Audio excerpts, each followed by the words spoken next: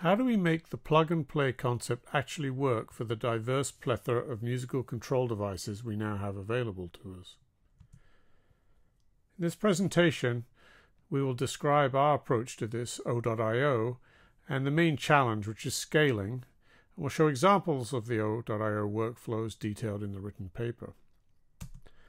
So, composing instruments, the workflow is to start with the device we're curious about, plug it in, and find its name, for example, the one printed on it, Explorer in this case, and then type that name into our favorite music programming environment, Max MSP, PD, or Node-RED, for example, if we're doing Internet of Things applications.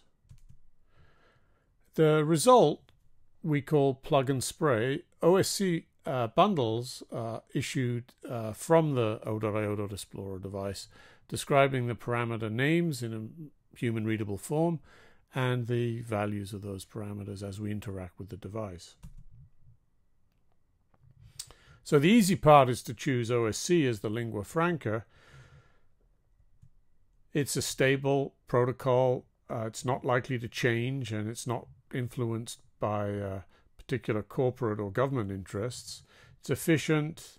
It's widely adopted. This is perhaps its most important feature. It's already adopted in the community, and it has a wide variety of the primitive data types we need and timestamps and hierarchy. OSC bundles have another advantage, which is that they can teach you how to control a device. So the LED RGB parameter /LED/RGB tells us that we can control the LED color of the Explorer, and in particular it tells us how to send the message. But the hard part is scaling and agility. Scaling dimensions of increasing number of different devices, the sensor actuator count, heterogeneity, and especially pace of development. And there are a number of different connection methods, and they're constantly evolving. So we have at CENMAT over 100 musical control devices in our library, including commercial musical instrument controllers, game controllers, pointing devices, multi-touch and computer tablets, cameras, and experimental devices, including these paper and textile and wearable music controllers. 100 years ago, the theremin and the On Martineau had basically two primary sensors. In the 80s, devices for the hand and glove controllers had around a dozen sensors. Now we're in the hundreds and moving to thousands of sensors with multi-touch surfaces. There have always been mavericks interested in heterogeneity, but now it is massified in the form of our cell phone and tablet apps and watches and wearables and game controllers, such as the Arduino Explorer we've already seen.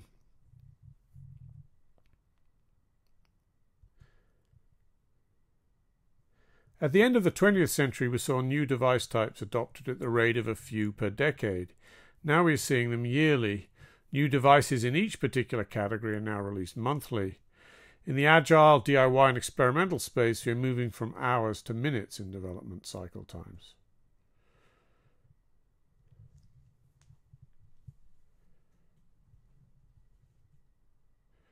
After a light pencil sketch, conductive traces are being drawn from the edge connector on the left in an interdigitated pattern so that grounds fill the voids between the conductive fingers of each sensor area. This allows a return for the charge in a capacitive sensing context, or return for current if a resistive paper or resistive fabric is placed over these conductive traces. The gel pen contains nanoparticle silver ink. You see I'm straying from the original sketch. I have a different idea.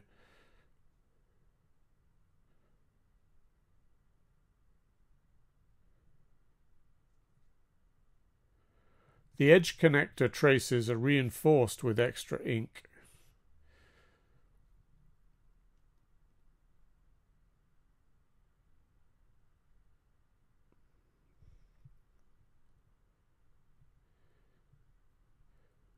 The Teensy 3.1 ARM microcontroller contains a general-purpose sketch using Senmat's OSC for Arduino and microcontroller library that assigns sensor and actuator functions to pins and sends sensed values back to the host as OSC bundles wrapped in the SLIP serial encoded USB frames.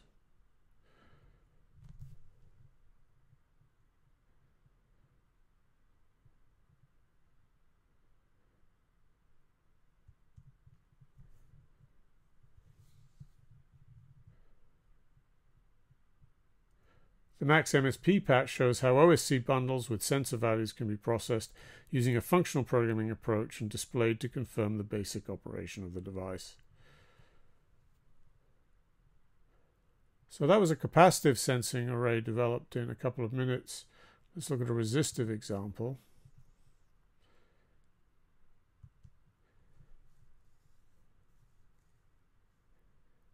A knot is being tied in a strip of carbon-loaded conductive paper. This forms a pentagonal shape that's squashed down. Now, strips of conductive tape can be connected to measure the sensor and also use the strip to create a pull-up resistor, forming a potential divider. 3 wires hooked up to the microcontroller, again running the OSC for Arduino software, and we have a piezoresistive folded paper sensor.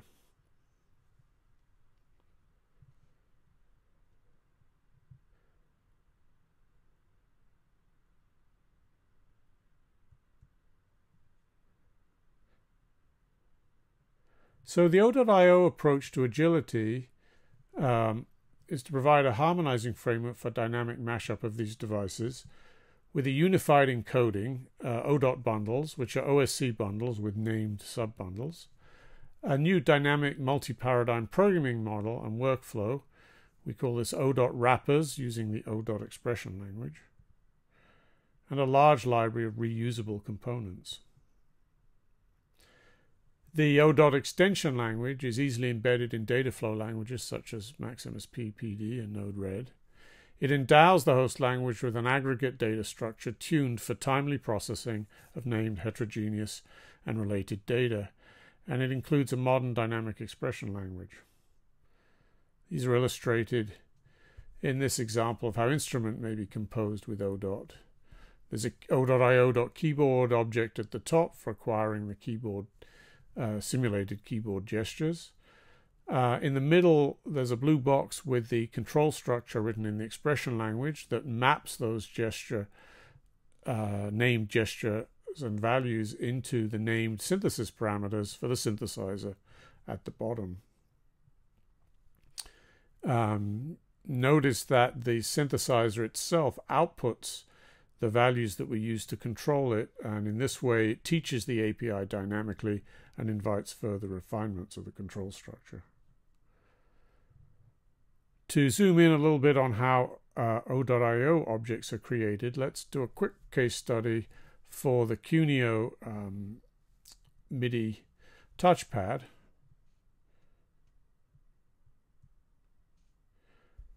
The odot.io.MIDI module generically transcodes MIDI into an OSC bundle stream. The neutralize module scales the MIDI parameter range into the normalized unit interval used throughout odot.io modules. So in this case, it's from 0 to 127 is mapped from 0 to 1. Now, the process we call situation is the naming and structuring of parameters so they're meaningful to the situation of the user. Here's part of the situation process just for the large rectangular array of pads at the center of the device. The 4x4 array of pressure-sensitive pads starts out labeled with a meaningless key number from a MIDI note-on event. The odot expression on the left maps this number into a meaningful positional label for the velocity parameter, for example, /pad/b/2/velocity. The namespace uses the chessboard naming convention to avoid confusions that might arise about row first or column first naming. The QuNeo has many shapes and sizes of paths for which a velocity estimate is available. These situation processes are similar to the central pad array we just saw, and in each case we provide an unambiguous name. All the situated parameters are fused into a single large bundle that is emitted to represent the complete view of the state of interaction with the device. These atomic representations greatly simplify the mapping tasks to follow. The complexity of wireless protocols such as Bluetooth LE is a good stress test of our architecture and its scalability. This wrapper for the TI sensor tag is time-consuming but straightforward to create because we use dynamic delegation to separate concerns instead of the more error-prone state machine approach. Scaling to hundreds and then thousands of devices will require the development efforts of a large and well-supported community.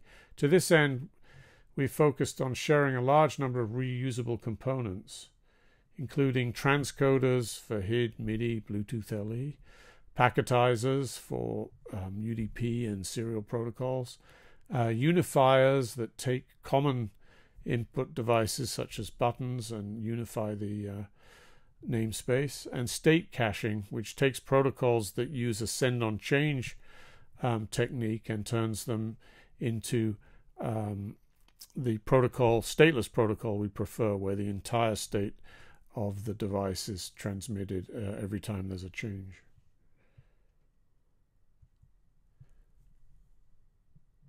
We've also included an example library with devices using MIDI, HID, UDP, TCP, and serial, custom APIs such as the Connect or Leap Motion, existing OSC protocols, and wireless protocols, including Bluetooth LE and the XOSC device.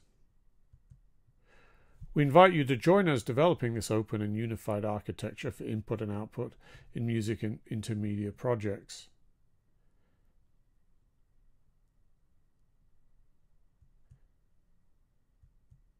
You can find the O.io source code on SendMat's GitHub pages. We welcome your comments and questions via the issue tracker and directly by email.